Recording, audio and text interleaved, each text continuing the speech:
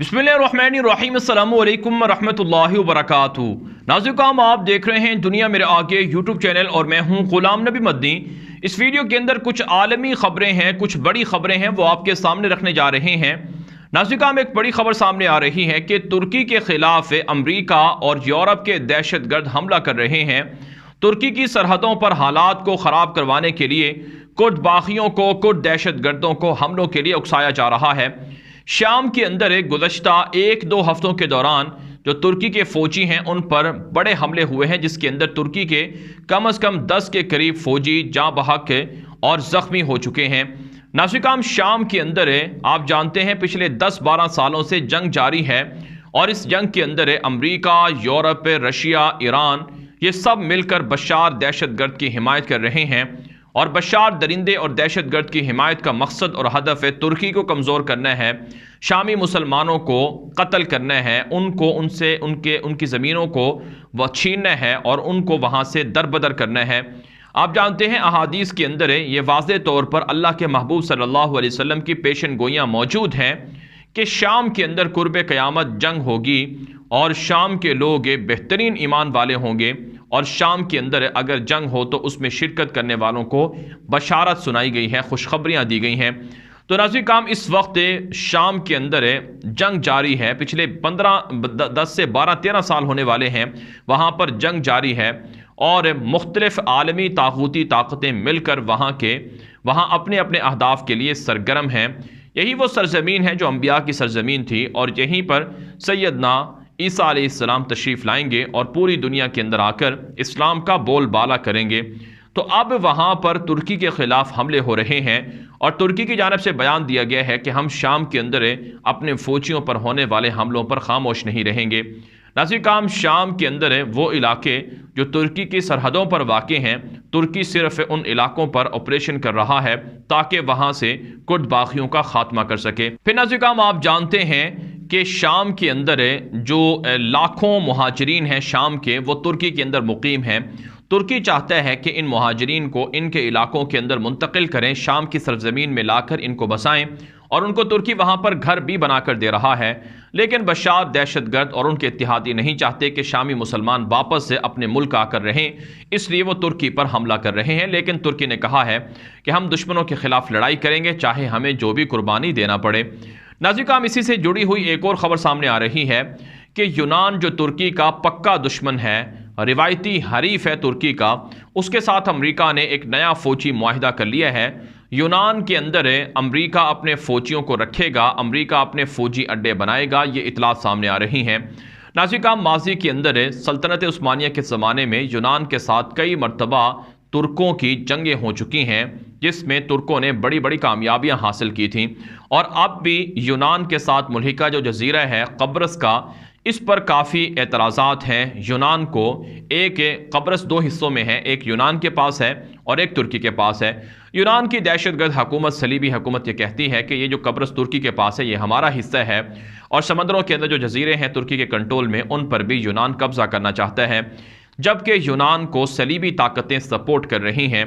France ने यूनान को असलहा दिया और अपने ख़तरनाक जंगी जहाज़ देने का ऐलान किया। यहाँ तक कि चंद दिन पहले फ़्रांस की जानिब से यूनान के साथ मुआहिदा हुआ कि अगर तुम्हें जंग का सामना करना पड़ेगा तो फ़्रांस तुम्हारे साथ होगा, अगर फ़्रांस में हालात ख़राब होते हैं, ये जंग होती है, तो यूनान फ़्रांस का साथ देगा। और अब अमरीका ने भी यूनान के साथ फ़ौजी मुआहिदा कर लिया है, जो इस बात की अलामत है कि यूरोपीय ताकतें, सलीबी ताकतें तुर्की के ख़िलाफ़ किसी बड़ी जंग की तैयारी कर रही हैं और तुर्की को टारगेट करने के लिए, तुर्की को निशाना बनाने के लिए बाहमी इत्तिहाद कर रही हैं। आप जानते हैं नाज़रीन, यूरोप के अंदर इन दिनों फूट भी पड़ी हुई है। जिस तरह से बरतानिया और फ़्रांस की लड़ाई हुई है, फ़्रांस और अमरीका और ऑस्ट्रेलिया के दरमियान इख्तिलाफ़ात हुए हैं और फ़्रांस को अरबों डॉलर का नुकसान हुआ है। और फिर ब्रेक्सिट डील के बाद कई यूरोपीय यूनियन के ममालिक चाहते हैं कि हम भी अलहदा हो जाएं यूरोपीय यूनियन से। तो ये सारी चीज़ें दुश्मनों के अंदर फूट डाले हुए हैं, लेकिन उसके बावजूद मुसलमानों के ख़िलाफ़ ये शैतानी ताकतें, ये सलीबी ताकतें मुत्तहिद हैं और मुसलमानों पर हमले करने के लिए कोशिश कर रही हैं। ऐसे में तुर्की का साथ देना चाहिए मुसलमानों को और तुर्की की भरपूर मुसलमानों को मदद करनी चाहिए, क्योंकि उम्मत मुस्लिमा का, इस्लामी दुनिया का एक मजबूत और ताकतवर मुल्क तुर्की है जो मुसलमानों की हिमायत भी کر رہا ہے اور مسلمانوں کی مدد بھی کر رہا ہے۔ ناظرین کرام، ایک اور بڑی خبر سامنے آ رہی ہے، یہ خبر لبنان سے ہے۔ لبنان فلسطین کے ساتھ واقع ایک مسلمان ملک ہے جہاں پر صلیبی طاقتوں نے، صہیونی طاقتوں نے اپنے خفیہ اہداف کو آگے بڑھانا شروع کر رکھا ہے۔ لبنان کے اندر ان دنوں حالات کشیدہ ہیں اور گزشتہ 3-4 دنوں سے وہاں پر لڑائی کا، خانہ جنگی کا ماحول بنا ہوا ہے۔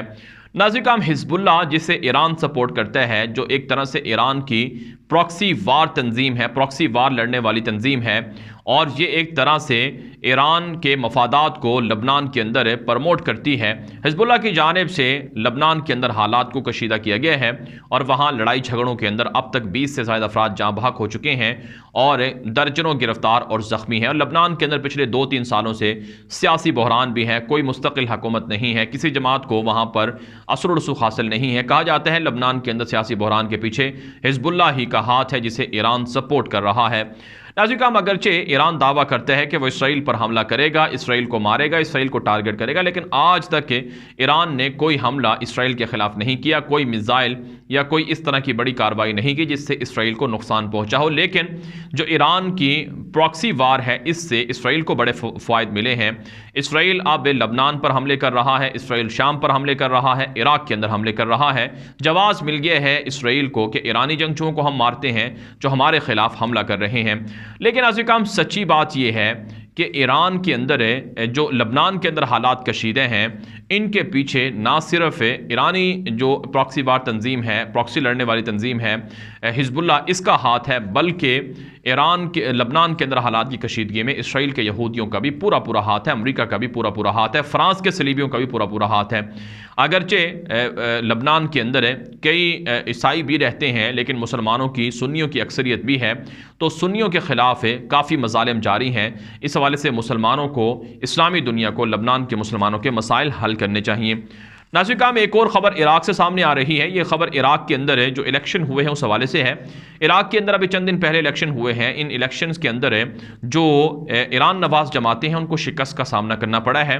اب ایران نواز جماعتیں دھمکیاں دے رہی ہیں کہ اگر انہیں حکومت میں نہ شامل کیا گیا تو وہ عراق کے اندر حالات کو کشیدہ کر سکتے ہیں، خانہ جنگی کر سکتے ہیں۔ تو یہ حال ہے پراکسی وار لڑنے والی تنظیموں کا، لہٰذا ان تمام جو بیرونی تنظیمیں ہیں جن کو سپورٹ ایران سے یا کسی اور ملک سے حاصل ہے، ان کے خلاف کارروائیاں کرنی چاہیے۔ ناظرین کرام، ایک اور بڑی خبر سامنے آ رہی ہے۔ یہ خبر بنیادی طور پر فلسطین سے ہے۔ فلسطین کے اندر یہودی آبادکاروں نے مسلمانوں پر حملے تیز کر دیے ہیں۔ ناظرین کرام، یہودی آبادکاروں کی جانب سے فلسطینی مسلمانوں کے کھیتوں کو اجاڑا جا رہا ہے، باغات کو اجاڑا جا رہا ہے۔ زیتون سے لدے ہوئے سینکڑوں مسلمانوں کے درخت تھے جن سے مسلمان آمدنی حاصل کرتے، اپنا گزر بسر کرتے ہیں۔ ان زیتون کے باغات کو، درختوں کو اجاڑ کر ویران کر دیا گیا ہے۔ ناظرین کرام، اسرائیل کے اندر یہ جو فلسطین کے اندر یہ جو اسرائیل کے دہشت گردوں کی دہشت گردی ہے، دراصل یہ قیامت کی علامات میں سے ایک بڑی علامت ہے۔ ناظرین کرام، احادیث کے اندر یہ بات موجود ہے کہ قیامت کے قریب جب دجال کا لشکر تیار ہوگا اور دجال کی حمایت یہودی صہیونی کریں گے، تو اس موقع پر مسلمانوں کا جو عظیم لشکر ہوگا، جس کی قیادت پہلے سیدنا مہدی علیہ السلام اور پھر سیدنا عیسیٰ علیہ السلام کریں گے، تو مسلمانوں کا لشکر یہودیوں پر، دجالی طاقتوں پر حاوی ہو جائے گا اور یہودیوں کو چن چن کر مارا جائے گا۔ یہاں تک کہ حدیث کے اندر یہ الفاظ بھی ملتے ہیں کہ اگر کوئی یہودی کسی پتھر کے پیچھے چھپے گا، پہاڑ کے اندر چھپے گا، تو پہاڑ اور پتھر بول کر کہیں گے کہ مسلمان مجاہد ہمارے پیچھے یہودی چھپا ہوا ہے، اسے آ کر قتل کر دو۔ اگر کوئی یہودی کسی درخت کے پیچھے چھپے گا تو وہ بھی پکار کر کہے گا کہ یہودی ہماری آڑ لیے ہوئے ہے، اسے آپ آ کر قتل کر دیں۔